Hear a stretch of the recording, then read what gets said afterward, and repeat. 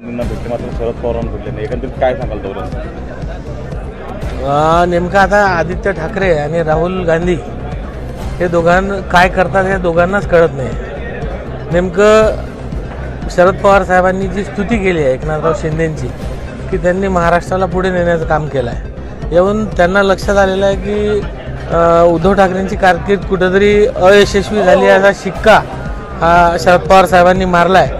त्यामुळे त्या दोघांना आज काही सुचत नसेल म्हणून ते दोघं बसले असतील. महाराष्ट्राची संस्कृती राहिलेली आहे एकमेकांचा आदर करण्याची, ही संस्कृती अलीकडे कुठेतरी हरवत आहे. तीच शरद पवार साहेब पुन्हा जपण्याचा बहुतेक कार्यक्रम त्यांनी सुरू केला आहे. वापस मधात तुटला होता, आता पुन्हा जपण्याची, संस्कृती जपण्याची, संबंध जपण्याची ही परंपरा पुन्हा नव्यानं पवार साहेबांच्या मार्फत सुरुवात झालेली आहे असं मला वाटते.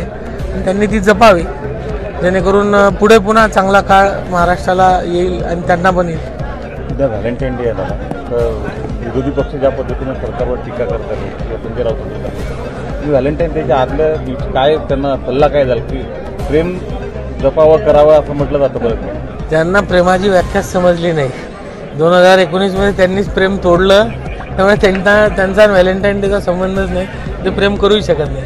ज्यांनी केलं होतं 29 वर्ष भारतीय जनता पार्टीने शिवसेनेवर प्रेम केलं होतं, त्या प्रेमाचा त्यांना कधीच अर्थ कळला नाही म्हणून त्यांनी मागच्या वेळेस तोडली होती. तर त्यांना सल्ला देऊन उपयोग. थँक्यू.